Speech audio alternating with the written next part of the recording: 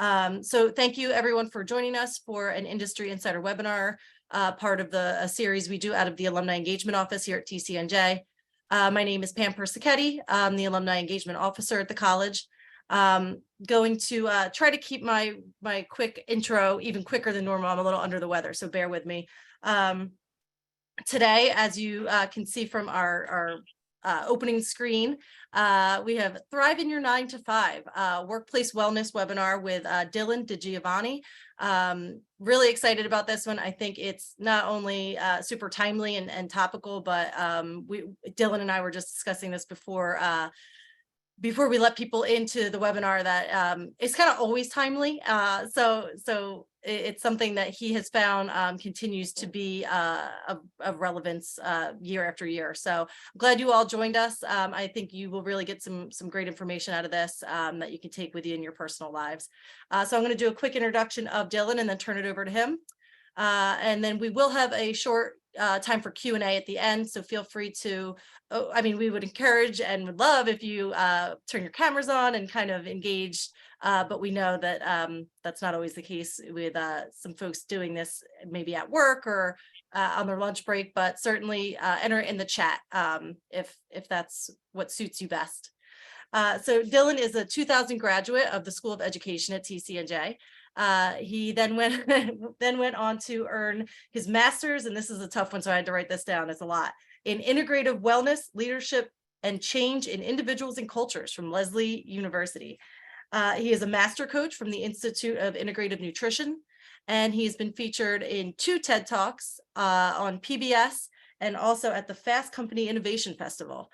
So he's been doing this for quite a while, webinar and in person. And so he surely has a lot to share with us. So again, without further ado, I'll turn it over to him. And Dillan, thank you so much for the time today and the time in planning this, leading up to this. I really appreciate it. Awesome. Thank you. Thank you so much, Pam. Hi, everybody. I'm so glad to be here today. And I want to also thank Katie, who I can see, who was a nexus for connecting us. So Katie, thank you so much. Okay, friends, welcome to Thrive in Your 9 to 5. I'm really excited to be here. You can see a little picture there. At first, I was going to put some plants, and then I was like, wait, it's about work, and work is money. So there you go. Perfect little picture. All right, I want to give you just a little additional background about how this presentation came to be, and then we're going to actually define what does thrive mean, and actually have you be thinking about it for yourselves. We're going to talk about the work-life balance myth, and then we're going to be thinking integrative, and I want to share with you a little bit more about what that means. And then I'm going to give you some key tips to thrive. And this whole presentation, I want to say, is designed to be transformational, not so much informational. And I'll tell you more about that as we go on. All right. And then I have built in some time for Q&A. And I was telling Pam before we started, I think about TCNJ every single day because my success as a coach all of these years started with my training as an educator in the classroom. And I have been successful on all the stages, that Pam mentioned, which I'll share a little bit more about, because of my training as a teacher, starting when I was like 18 years old at TCNJ. So I consider myself a huge success story of the school. So truly, thank you very much. All right. So a little bit of background is I was in education. I double majored in education and art back in the day. And since then, I've had so many jobs. I ended up leaving my first teaching career just shy of tenure, which I'll tell you all about a little bit later in the presentation. And then since then had so many jobs. So this presentation was created both by my personal experience being in so many different workplaces, ranging from teaching in a classroom, working in a health food store, working for a national nonprofit, being a coach for people of all different industries. So I've both been in those jobs myself and know how hard it is to thrive, and then have coached people in all these different situations.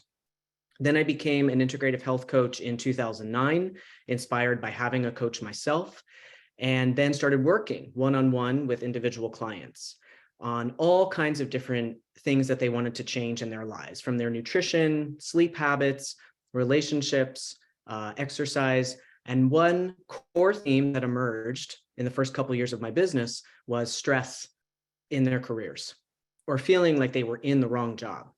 So then I got inspired in 2012 to return to graduate school because I'd started at CCNJ and dropped out in 2000 because I didn't know you could take graduate loans out. So I started to become a principal and then dropped out. So in 2012, I wanted to cross that off my bucket list. I went back to Leslie and designed a master's in education around this whole topic of the interplay between an individual and a workplace. And that's how we are here today. So I presented this talk for the very first time. This is a picture of me with the very first Thrive in Your 9-to-5 group at the Leslie University Staff Development Day back in 2013. And my hair was very brown and it's very gray now. That's what 10 years will do to you. But I found this picture in my what's that called? Hard drive, whatever, and wanted to share it with you guys. And also to share with you like how long I've been doing this and how long I've been talking about this, and grateful for the cultural curve to be catching up, for workplaces to be thinking more about the individual, but also I hope a key takeaway is that a lot of workplace wellness is about the individual being responsible for self, which we'll talk a little bit more about. All right, so here's some of the places that I've been sharing this message ever since that first picture that you just saw, some TEDx talks. There I am with the skyline in the background at this innovation festival, trying to tell the tech community in 2017 to prioritize themselves amidst hustle culture. They didn't want to hear me at the time, but now they're catching up too. That was me also in Somerville, trying to talk to the community of Somerville, Massachusetts to take better care of themselves. Then I got to share this message in part on PBS, and then was going to go to South by Southwest.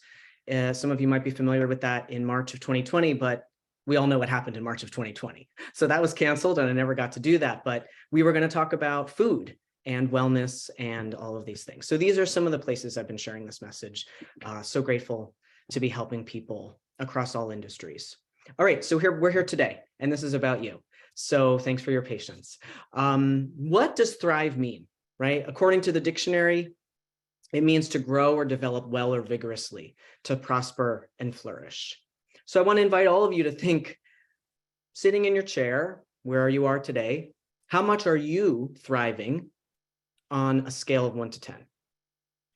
By your own terms, by your own definition. How much do you think you're thriving, right? According to this definition. Are you growing? Are you developing well, vigorously? Are you prospering? Are you flourishing? Right? And no one will know. It's only for you to say for yourself, all right? And why workplace wellness? Like, why did I get into this? And why am I so passionate about this? Because we spend so many hours of our lives at our job. And we want to be in a job, in a career, in a vocation that not only helps us feel seen and appreciated and valued, but, is because it's an expression of ourselves in the world. Like what we're doing ideally is an expression of ourselves in the world, and it's our identity. So when it's not a good fit, it really impacts how we feel. Or when we're not taking care of ourselves, it really impacts how we feel and how well we can do at that job, right? So as I got into my research in grad school, I learned this term presenteeism. So this is different from absenteeism, which we probably all know is when you don't go to work. But presenteeism is when all of these people are showing up to a workplace, trying to work, but actually not feeling well. I didn't know the word either. And it might be resonating with you, right? Some of the key issues or some of the key reasons why this happens is stress, either in the personal life or in the professional environment. If it's a wrong fit, maybe people pursued a career and for all kinds of different reasons, that wasn't actually what they wanted to do in their lives. I knew I wanted to be an educator. The first situation or setting I found myself in, I thought was going to be a good fit and ended up not being a good fit, but I've never abandoned my calling as educator. I just found new ways to do it, right? Toxic culture. I'll tell you from having been in so many different workplaces and having coached so many people, toxic culture can be any culture, any workplace environment. And the reason why is any place that there is people, and people aren't taking care of themselves, they're not communicating with each other, they're doing the best they can with the tools they have, it creates not a really great environment, right? So I'll tell you, whether it was ministers, teachers, working at a health food store, no matter, working in the tech community, I've been in all of these industries, and there's always the same theme. They'll all say that they have a toxic culture. So it could be any culture. I just want to let you guys know that. You probably already knew that though. And then fundamentally, lack of self-care, right? We think of the environment as impacting us, which it definitely does, but a lot of what's happening is we're not taking care of ourselves in that environment. Okay, so it's not an either or, it's definitely a both and. Okay, work-life balance myth. Work and life aren't separate. Surprise, right? So I want you to think of it like as being integrative and interconnected. Everything you're doing outside of your job is impacting your performance. We're going to talk about that in a second, but everything that's happening at your job is impacting what you do outside of it. Yes? You could nod, thumbs up, right? These are so interconnected. So to think of them as separate and to try to balance them separately, no wonder people can't. So it's really more about adopting a mindset of synergy, thinking of yourself moving through your whole life, and your career is a big part of that. But everything you're doing outside of it will help you perform better or not, and vice versa. All right, so start to think, instead of thinking of them separately, start to integrate them into your mind. I first learned about this when I became certified as a health coach. And I couldn't believe that I had, so how old was I? In my early 30s. And when this concept was presented to me, I was like, how did I get to be this age and not see this sooner, right? Not see that my whole life is a combination of all of these different aspects. And it felt a little silly, but now I don't feel silly. And I feel so excited to tell everybody to start to think of your life like this, right? And life is about balance. It's not about finding it and keeping it forever. It's constantly finding that balance, constantly walking this tightrope, right?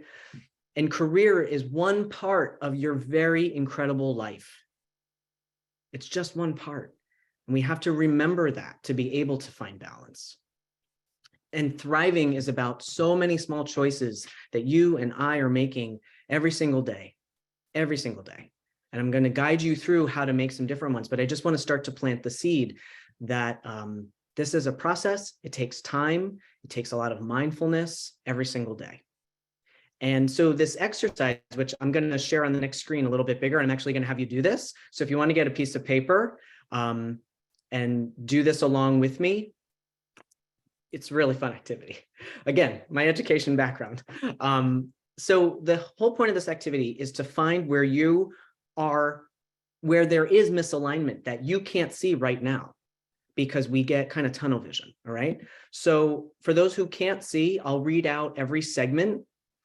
And as I'm reading out these segments, you're going to put a dot on the line. So you could kind of recreate the circle if you want to.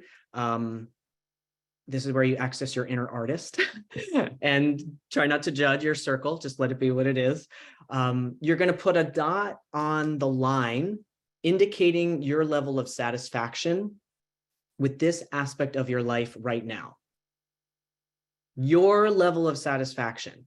This is where you tune out the noise of family and friends and their opinions, society and their opinions. Okay, this is your level of satisfaction. Got it? So a dot towards the center indicates dissatisfied, and a dot towards the perimeter indicates satisfied. Again, this is your own standards. So for instance, I'll give you an example. Finances. According to society standards, that dot might be different, but for my standards, that dot is out here. I feel so proud of what I have accomplished with my financial situation, given my identities, given my life experiences. I feel really satisfied with that aspect, right? If I start to compare myself to society's expectations, what other people around me are doing, I might put the dot in a different spot. But what matters is mine, and what matters is yours. Okay, so I'll read all these out, and I want to invite you again to put this dot wherever you feel it's appropriate for you. So we got creativity, finances, career, education, health, physical activity, home cooking, home environment, relationships, whoops, social life, joy, and spirituality. And a common question I get about spirituality is, do I mean religion?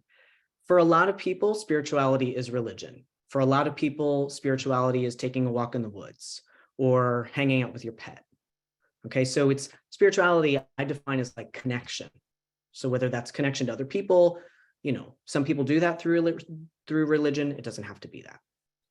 Okay, so then you want to take all your dots and you want to connect them.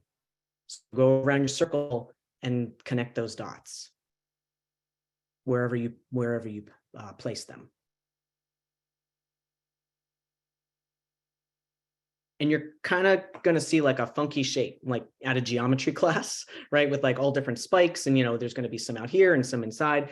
I've done this exercise literally thousands of times. No one has ever had a perfect circle. No one. Everyone has areas of imbalance. Okay. So based on your circle, what do you see? Where do you see misalignment? Where do you see areas where you are not thriving, where life isn't working for you? And if you feel comfortable, you could share in the chat, or you could share, just think about it for yourself, right? But seeing that misalignment is probably where you need to put more time and attention to be able to thrive, not only in your workplace, but in your life, right? Okay. Does anyone want to share? Pam, I can't see the chat. I don't know if maybe it's a different setting. No one has yet. Okay. And I'm sorry, I'm not sure why that isn't viewable for you. Okay. That's all right. No worries. You can let me know if anyone says anything. How about that? We'll tag team. I'll share. Oh, great. Thank you. So, hi, this is Katie speaking. Yeah, my right side needs a little help here. My physical activity and health, winter is really rough for me. So this is just confirming what I already knew. So this was kind of a helpful visual guide. Great. For what you were already aware of. Thank you for sharing, Katie. You're welcome. Hi. Hi. Anybody else want to share? Anyone else feel you're among friends here, right? We're all figuring out balance here. Lori shared in the chat, home cooking, physical activity, and health. Great. And there's an overlap with a lot of these, right? Yeah, and I'll second all of those, I think, Yeah. for myself.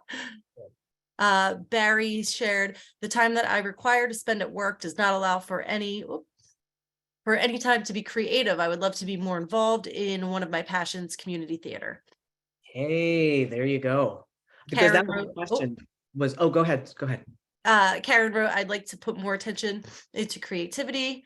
I took an art class last month I'm sorry, and forgot how much I loved it. So I would love to incorporate more of that. Thank you, guys. Thank you very much. And also, friends, I want to encourage you to think, be creative with how you define creativity. I know we have traditional like acting, arts, like the arts, but also consider that cooking is creativity, right? Cooking a meal could be a creative expression. Dressing yourself in the morning could be a creative expression. I'm serious, right? I love that. Yeah, decorating your home, like welcome to my living room, right? Is a creative expression. So maybe try to find some creative outlet in unconventional ways. All right. Okay, so these are the key tips that I want to give to you, because a lot of this is theoretical, but I want to give you some key tips and takeaways. But you'll notice that I'm giving you a lot of suggestions and I'm not giving you prescriptive. And the reason why is because integrative health is about the person defining health for themselves. Okay, so I'll give you some ideas and some prompts. And I'm going to guess, you're all intelligent human beings, that you're going to come up with the ideas automatically in your chair of what this means to you or how you can do this in your lives. So for instance, the first key tip is to actually slow down. I get the frenzy of the workplace. We can't change that because it's capitalism, all of these things. And you have more control over your own agency and autonomy than you might think. You'll notice this once you start to employ it. So I want to invite you to do simple things like go slowly, right? As you're walking to your office, as you're, going through email, notice if you're going like this and just slow down. Often the rush comes from internal pressure. I'm not saying it doesn't come from external pressure. That's why I want to say this is a both and, but what I want to invite you to think about today is to really radically reconsider how much of what you've been doing is external versus internal, right? I really want to invite you to think about that. And it's going to be both. Okay, focus and finish. So a lot of times we get into this multitasking thing and our attention is split.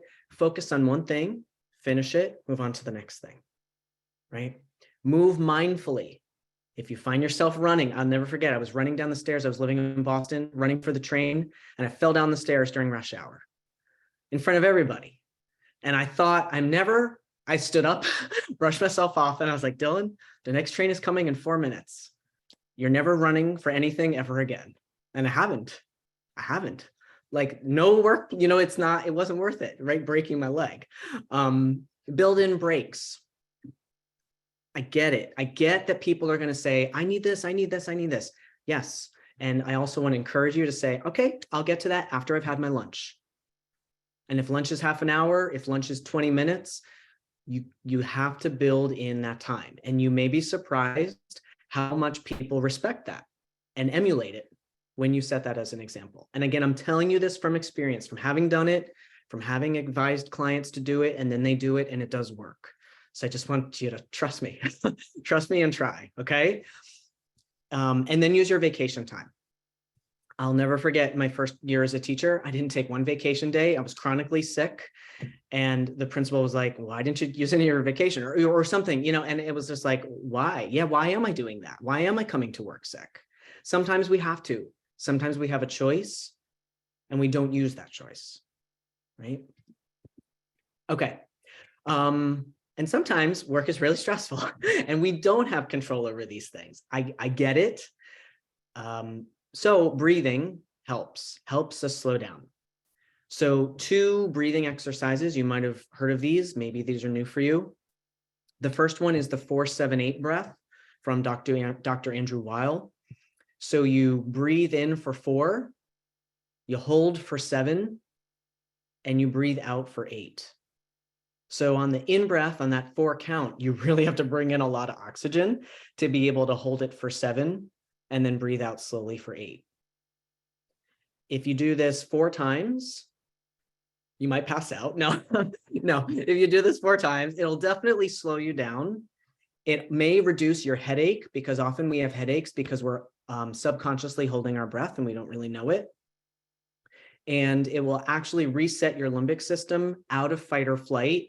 You'll be able to think more clearly. You'll be able to respond differently, where you're impacting your workplace by being a healthier person. You get what I'm saying? You're being the change that you want to see, no matter what else is going on. And you also feel better. And then the box breathing is 4, 4, 4, 4. So 2 different counts. Does one work better than the other? You tell me. You try them, see which one you like. Okay. Then some other wellness essentials. How you're eating, how you're taking care of yourself. And this is not about judgment. You got to think about it for yourself. Making these very simple changes will completely change how you feel every single day. More leafy greens, more fiber in general. Americans in general do not consume enough fiber. We think about meat and potatoes, We don't think enough about fiber, which is crucial for colon health, crucial for regularity, which improves our mood. We all know what I'm talking about. It feels better when everything's flowing and moving, right? Your whole day can be impacted by something that seems so simple, but actually makes a big difference. More water, 64 ounces as a minimum. More water reduces headaches, just makes you feel better, okay? More movement. Text your friend, hey, want to do a lap around, the buildings? I just need 5 minutes of some sunshine. Right? It doesn't have to be a lot. It doesn't have to be an hour. Just a quick, up and down the stairs a couple times, right? More sleep, at least 8 hours. And if you can't get 8 hours, at least a regular schedule. So going to bed at the same time every single night, if possible. If you can only get 5 hours, make it consistent. And then work your way up to at least 8. And then less sugar, less caffeine, less processed foods. Notice I'm not saying cut anything out. I'm saying add more of the good things, remove less of the not so good things, and you'll dramatically feel a change. Because everybody needs a little cookie once in a while, right? Everybody needs some coffee, right? But drink your coffee and make sure you drink twice as much water. Balance, right? And then less stress. Some of the stress is external. Some of the stress happens in our lives. We have to figure out how to balance that for ourselves. Okay, some pictures for inspiration. Broccoli counts as greens. We got some salad, and you want to have a variety of eating these cooked and raw. Try to get more greens in your day every single day. Try to get them in at least one meal. If it's salad, if it's some spinach in an omelet in the morning, dinner, however you can get more greens in. They are rich in nutrients, high in fiber, cleanse your blood. They're just the miracle food. Something I totally didn't think about for, like I said, 3 decades of my life.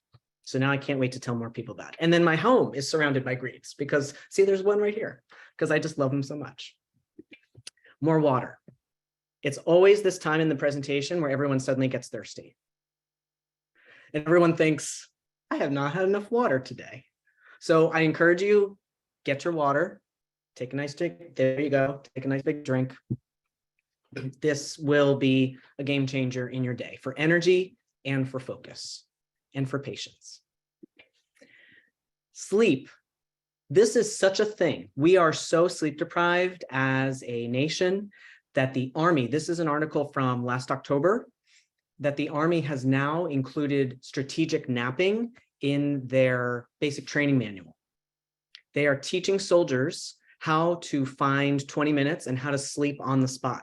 So if they get somewhere and they have the opportunity, they train them in basic training. Isn't this incredible? But it's also, it's like both hands, right? It's like we're so sleep deprived, but then this is amazing that they're teaching them how to do this. I want to encourage you to do the same thing. If there is a point in your day where you've got 15 minutes of, not meetings or something, go find a quiet corner, a conference room that's not being used, whatever it is, set your timer on your phone for 15 minutes, 20 minutes, and just let yourself pass out. 20 minutes is the ideal nap, research shows, 20 to 25 minutes. Don't want to do too much less or too much more. Again, experiment with this, email me, tell me how you feel. No one will notice that you're missing for 20 minutes, I promise. You might think so, but try. Sugar. I could give a whole workshop on this. I want to encourage you to become more aware of how much sugar you're eating. Start with that. I'm going to give you a quick, easy conversion to know how much sugar you're eating so that you can start to notice the impact it's having on you. Okay, because sugar is listed on packages in grams. And I don't know about you guys, but I didn't know what a gram looked like. I didn't know what that meant. So I have this conversion to change it over to teaspoons because teaspoons is easier for me to see, right? So you want to convert it. And so whatever the grams are listed on a package, so find it on your nutrition label, right? And divide that number by 4. So for example, can of Coke has about 39 grams of sugar, 39 grams. Divide that by 4. And what do you get? About 10, Like right? 10 teaspoons. 10 teaspoons of sugar in a can of Coke. I want you to visualize, again, this isn't about judgment. This is about mindfulness, right? With the information, you can make different decisions. Not knowing something like that, I was completely addicted to sugar because I had no way to gauge what I was consuming. And then the minute someone taught me that, and I visualized a teaspoon going into a 12-ounce can 10 times and then stirring that and drinking it, it definitely changed my relationship to soda. We'll say that, okay? So just visualize that, right? And think throughout the day, how many teaspoons is this? How many teaspoons do I need or want to consume to feel good? It's just that simple, right? All right. Now, the next one, I want to do some real talk. Those are kind of like easier, oh, I could move more, I could eat some greens, but this is a really important thing that I've included in the talk since the first time I delivered it, and definitely since then. And this is about, are you in the right place? Because if you are, or if you're not, makes all the difference in how you feel and the impact that you're having. This is a candor. This is a moment of candor, honestly.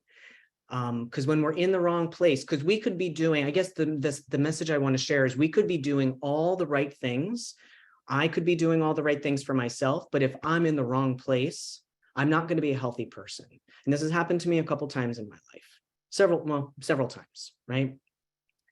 And it really proved this theory that you could have the physiological needs, like you could be eating all the things, sleeping, doing all these things, but if you're not in a place that actually values who you are, respects you, takes care of you, any of these things, you're not going to thrive. So on the left, we see Maslow's hierarchy of needs, which you might all be familiar with. And then the one on the right is from the First Nations perspective. I learned this last year. He developed his own pyramid by being influenced by the Blackfoot Nation.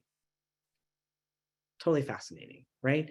And you can see how theirs is very different, where the self then becomes the access for the world, whereas Maslow's was a little different. But I firmly believe in kind of a combination of both. Like I said, what you're doing every day is your self-expression. So you want to make sure you're in a place where you feel that you can do that. And I want to share with you candidly, the reason I quit my teaching career, 3 months shy of tenure. So incredible graduate. I graduated, I think, with a 3.85 from TCNJ. I don't really remember, but I was like headed for a lot of success. And then 3 months shy of tenure, I quit. And the reason why is because I overheard administrators gossiping about the sexual orientation of the 8th graders. And at that point in my life, I was figuring out who I was. And the message was, I was 24 years old. The message was, if an administrator is being this critical and this harsh about 13-year-old kids, what will happen to me and my job? So I walked away from my career. I walked away from teaching because I didn't think I was going to be safe. And I feared for myself. And I never told anyone the truth in that workplace.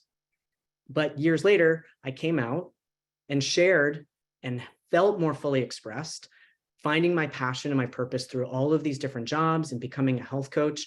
And I'll tell you how thrilling it was when a student from that 8th grade class, I'm getting the chills, I just need a second. When a student from that 8th grade class messaged me on Facebook and said, it's so great to see you doing what you're doing. I just want to let you know, I understand why you left and I'm out now. And thanks for being who you are, because I feel like I can be myself too. And on my Instagram account, I have former 8th grade students who are now in their early 30s. So they're older now than I was when I was teaching them, that are living their lives out loud, in part because I had the courage to step away from a setting that I knew wasn't safe for me so I could thrive and find situations where I can continue to do that. So I want you to think for yourself how you can relate to this. You might have a completely different connection point, which is why I share about my experience, because I never know the connections that people make for themselves. You don't have to have the same exact experience, right? But I want to ask you, why are you where you are? Why are you doing what you're doing? Why are you in this chair? How did you get to this point? Are you safe and are you valued? Do you like what you're doing? I really loved being a teacher, but I couldn't do it in that place. So I was like, I'm going to go find where I can do this, and I'm going to do it on my terms, and I'm going to do it the way I want to. And that's exactly what I've done. And to be able to be here with you today, doing this, happy, alive, free. I mean, this is, I think, what life is all about. So sometimes it's the workplace, sometimes it's us, right? What would you like to be doing? If not what you're doing, what would you prefer? And if you leave, will it really be better? Because that's sometimes we can think, oh, it's this place, so if I go somewhere else, it'll be better. Sometimes that's true. Sometimes it's us. And these are really important questions that I help my clients answer so that they don't keep jumping around and keep having a pattern, right? But then sometimes leaving does make all the difference. And I think you all know what I'm saying, right? If you guys have changed. Is this scary? Absolutely. Is it brave and bold? Absolutely. Could it make or break your wellness at the core? Absolutely. Right? So you have to be able to thrive sometimes means being able to ask these questions, answer them, be really honest with yourself, and then do what it takes. And I can tell you more examples from my own life, but I think you get the point, right? Okay. I love this quote. I've used this quote by Maya Angelou since the first time I did this. If you don't like something, change it. So you could be thinking about this for your personal habits. You could be thinking about it in your workplace. If you don't like something, change it. And if you can't change it, change your attitude about it. Sometimes the way to thrive is just to accept something for what it is, right? No workplace, to just accept no workplace will be perfect. People are frustrating. Systems are frustrating. I just hope y'all are getting the message that this happens everywhere. So sometimes the best way to thrive and be happy is to just be okay with it. To just say, it's a paycheck and I got a life outside of this and I'm going to go take care of it, right? And as you start to explore your creativity, cook for yourself more, exercise more, right? You start to feel better. Some of these things that go on at the workplace probably won't impact you as much. This is why being integrative and thinking integrative really helps you thrive better. And I love to talk about this one. I built a whole workshop just on communication skills, because this is one of the major reasons why workplace wellness doesn't exist is communication. Why? Because who of us was taught how to communicate? It's like we're expected to, but we were never really taught how to. So and then no wonder all of these situations break down. And everyone keeps expecting everyone else to be a better communicator than they actually are. They actually don't take responsibility for how they're not communicating well, right? So, I mean, this is a whole thing. But the truncated version is try to be curious. Try to ask questions. Try not to lead with frustration. Again, this is coming from personal experience, I know, I get it, right? But really try, when something comes into your inbox, instead of being like, what? Try to just be curious, what's going on with this person, right? And ask, I'm not sure I understand. Can you tell me more about this, right? Listen first. We try to talk first often to get our point across, but often listening to the other person first will help clear up so much more. So take that step back, be the listener. Try to suggest a solution rather than a complaint. So tempting to complain. It's so clear to us what could change, but try to suggest a solution instead. And then communicate your expectations. So, you know, say when you're going to be out of the office, tell people when they can expect to get an email back from you.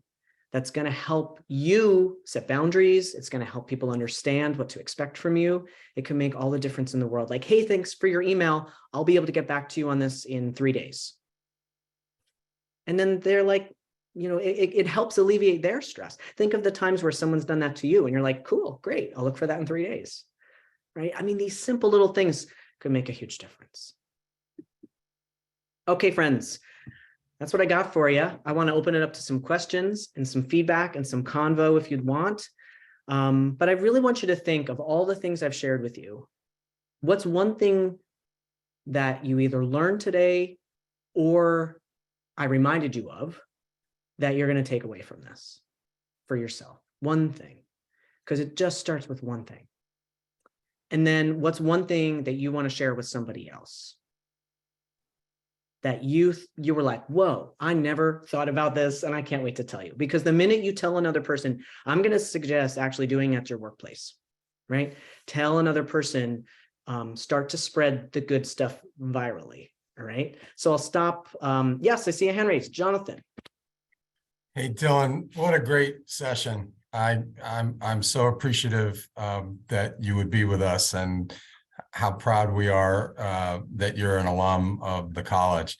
I wanted to get to something that you said early on. You talked about work and life not being separate, and in some fields that is more common than not. And yet you also talked about the need for balance.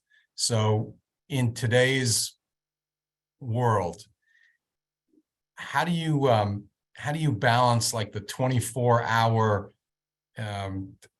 life never stops? Yes, we're supposed to sleep, but if something has to be done at work, you know, we need to be responsive. What, you know, do you think about boundary setting and not responding in the evening if you know, if someone asks you a question that seems to need or deserve an immediate response that at that time? Do you have automatic messages on your emails that say, I'll get back to you in the morning? What would be your ideal approach? Thank you.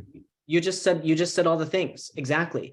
It is about everything you said, but the key is to communicate it so the other person knows. Right? You first ask and you say, okay, how urgent is this? Do I actually need to prioritize this?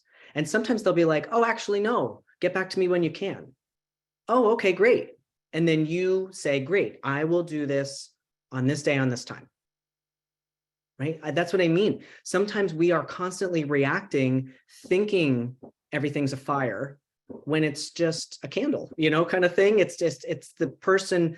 So get curious and say, how urgently do you need this so I can prioritize it? You know, always leading with like kindness, like I want to serve, I want to help you, and I need you to help me. How can I prioritize this? Right. And sometimes there are emergencies sometimes, but what I've found across all industries is a lot of that is manufactured. It's not actually true, but you got to find out for you.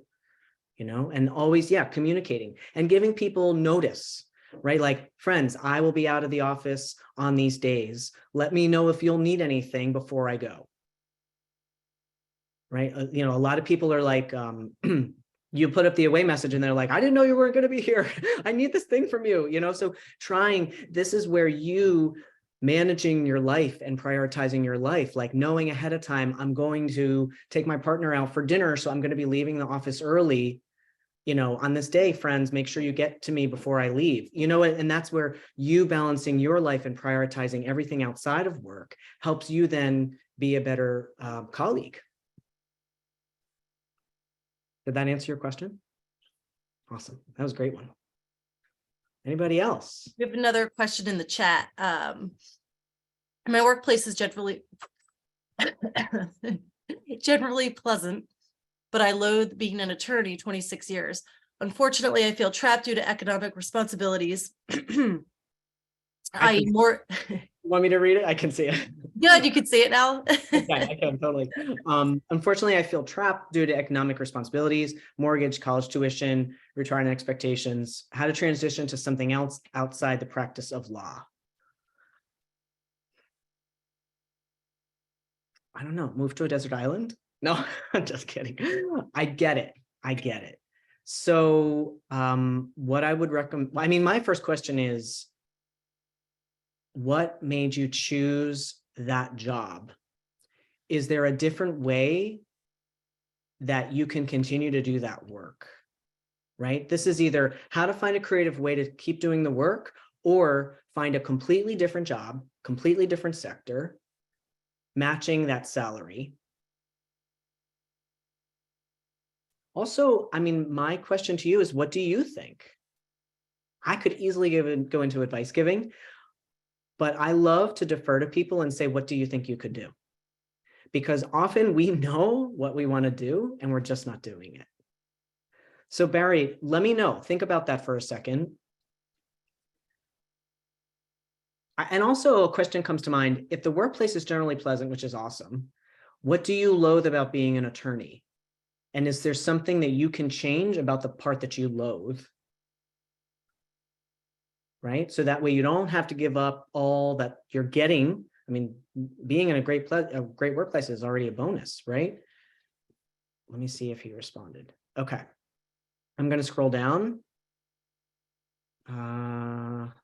I'm going to share and remind a coworker of mine the tips to thrive. We quickly forget these in the day-to-day. Very good. All right. All right. Dylan will help me articulate how important it is to create a work environment. Okay. All right. I'm just looking through if there, I'm seeing a lot of comments, which is awesome. I don't know if anyone has any more questions. This is great. You guys are sharing your takeaways. Yeah, I mean, I think that's one of the main takeaways that I hope you all have is, what can you fix where you currently are to avoid too much disruption to your life? Right? What can you go to a different office? Can you what can you change about your own habits, within where you are? And if that's not possible, how can you slowly start to plan, your plan B, your exit strategy?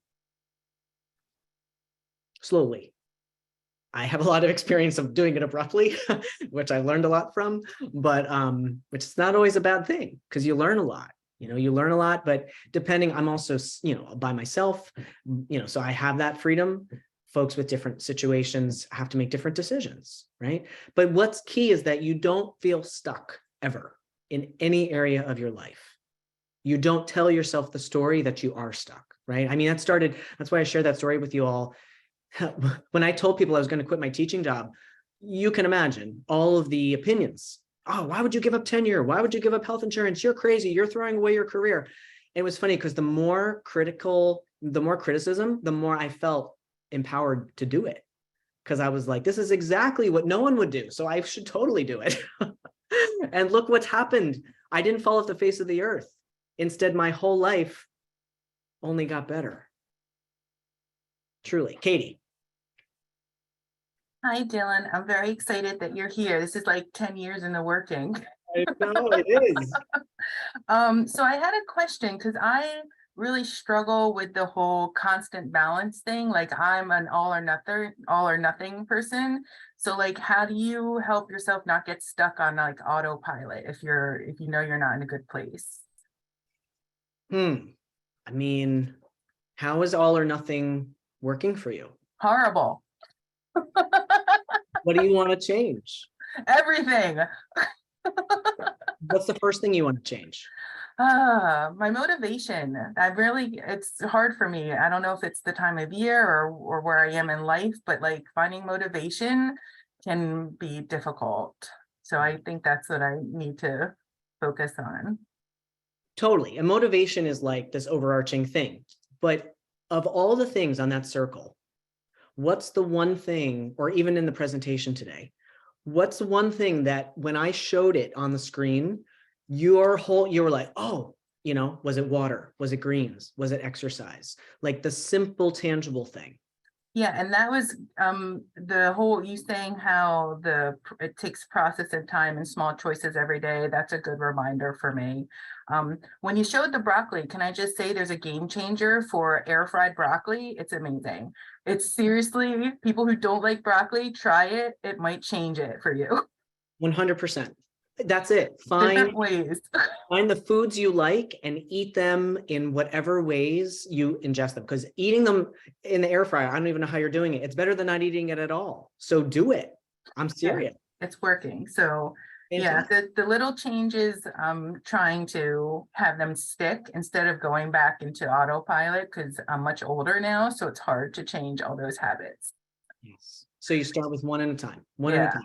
And definitely winter. This is a perfect time for this presentation because, friends, the sun is coming out now. It's warmer. Put on your jacket, get out and get a little vitamin D. Prioritize it. 5 or 10 minutes. Just stand there in the sun. And you'll feel, remember WALL-E, the movie WALL-E, where he puts his little solar panels out and then he gets like all charged up. Like you'll feel it. Just let yourself, but you got to go outside. You got to put your coat on and say, I'm going to stand outside for 5 minutes. True. I tell people I'm solar powered. I usually tell them that. I'm like, I'm solar powered. If there's no sun, I'm like, no, thank you. But yeah, thanks, Dylan. This was so good. This was such a great presentation. Thank you. Let's see. Rosie, do you have a question? I think your hand is up.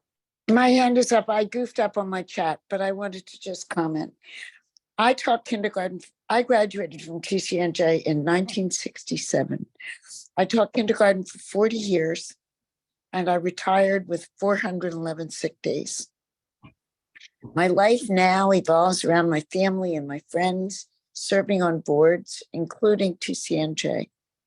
Your presentation doesn't just impact upon someone who's in the workplace, because in my case, my home and my world are my workplace. I'm a vegan. I've been a vegan for 40 years. I try to exercise as frequently as I can.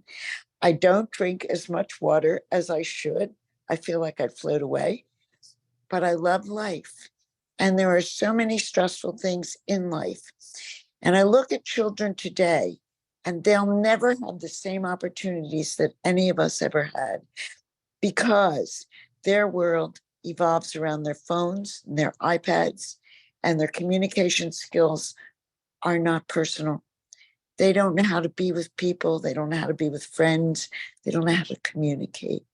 And I wish that your presentation could be shared with kids on the elementary level, in the middle school and the high school, so that they don't have to wait to adults to be adults to understand the world around them. You've been excellent, Dylan. Thank you. Thank you. Pardon my messing up the chat comments, but what I started to say was, this isn't just a workplace. My home might be my workplace. I'm a creative cook. I'm surrounded by 500 pieces of wall art, and I just live life with a smile on my face, as you can see. And I thank you all. Thank you. Thank you. Thank you for sharing that. And thank you for sharing all of that. Thank you for being a thriving, healthy, happy person, because thank you. That makes all the difference. And that's what I'm trying to say, right? Like our workplace, it will change or it won't, right? We could ask, hey, could you guys make these changes so that I can thrive more? And they may or may not. Hopefully they do more, but you all always have a lot of control over how you take care of yourselves, right? To be a healthy, happy person. And I will add, I did try to return to the classroom recently, and unfortunately, that workplace wasn't ready for this. I will tell you, the kids absolutely loved it. I got to teach all of this information. I thought my ship had come in, that I could return to the classroom again. And the kids, the teenagers loved it. They were like, what? You are blowing our minds. We never learned about this. And I was like, I'm so happy to be here. But unfortunately, yeah, being an out transgender person is still problematic for workplace environments, and it wasn't a good fit. But simultaneously, I was invited to a school district to share this. So I'm also sharing this with all of you. Some places just won't work, but you don't give up. That's what I've learned for myself. You know, if I limit myself or hold myself back because one environment just can't get it, I limit myself and I limit the world. And I hope that doesn't come across as arrogant, but the same thing is for you all too, right? So what I did, I just kept finding the right environments. And those do exist for all of us, for whatever your unique skills are. Any more questions? Any more chats? Go TC&J. Oh, Barry, you did reply. Let me see what you said. Because I don't like what I do not take the time to increase my level of expertise, which has led to imposter syndrome. I have a whole thing about that. It's such a thing. Friends, imposter syndrome, it's so not real. It's not real. Everyone feels it. Why do we do this to ourselves? We are incredible. We deserve to be doing what we're doing. We totally deserve to be where we are. Just give yourself the credit for how hard you've worked. Imposter syndrome is a choice in our minds that we can just give up, right? You are great. You deserve to be where you are. And I know sometimes we don't think we need the external validation. I'm here to tell you, human beings thrive on acknowledgement. It's not wrong or bad to want to be told that you're doing a good job. It's not wrong. We need that for our whole lives, right? So I want to encourage you to be that person for your colleagues and be that person for you if they can't do it for you. I'm looking at the time. How are we doing? Oh my gosh, we have 2 minutes left. We have 2 minutes left. We're getting some more comments. I don't see any. How can we time for one more, I think. How do you set boundaries at work in healthcare when it feels like a 24/7 job? I know everything feels like a 24/7 job. And I don't mean to diminish, that's the thing. And I've learned, is we can all feel that way. So the only thing that makes the difference is you saying, I need to step away to have a drink of water for 10 minutes. I'll be right back. You just have to give yourself that permission to do that, even when it feels like you can't. And yeah, people might roll their eyes. People might say, oh, well, we'll pick up your slack then. They might have all their comments, but if you don't take care of yourself, who is going to? It's going to be uncomfortable, but this is the only way. This is great. Thank you so much. Thank you, friends. I hope you keep in touch. That's how you get in touch with me if you want to. But friends, thank you so much for this opportunity. Katie, Pam, thank you for working with me to be able to make this possible, and so I can share with everybody today. Thank you. Like I said, you did this truly just as a voluntary effort. So thank you so much. And Katie, thank you for connecting us. Katie is an alum and a staff member at TCNJ. We were CAs. Dylan and I were CAs in the 90s together. We graduated the same in the towers. And I wish I could hug you right now. I can feel it. I can feel it. But this was really great. It was so well-rounded. I mean, that you touched on so many different aspects that I wasn't even expecting to hear. So it was really well-rounded, so informative. I'm going to stop talking before I get all congested. But thank you so much. Again, really appreciate the time, and thanks for everyone for joining us. I did see one question about where to find this. I will share an email with the folks that attended, with a link to where this will be on our webpage. It is being recorded, as you mentioned, and that recording will go on our website. Awesome. And I'll share that with everyone in an email so you have it directly. Awesome. And we're getting a ton of thank yous. So everyone is in agreement. This was awesome. Thank you very much. Thank you, everybody, for being here.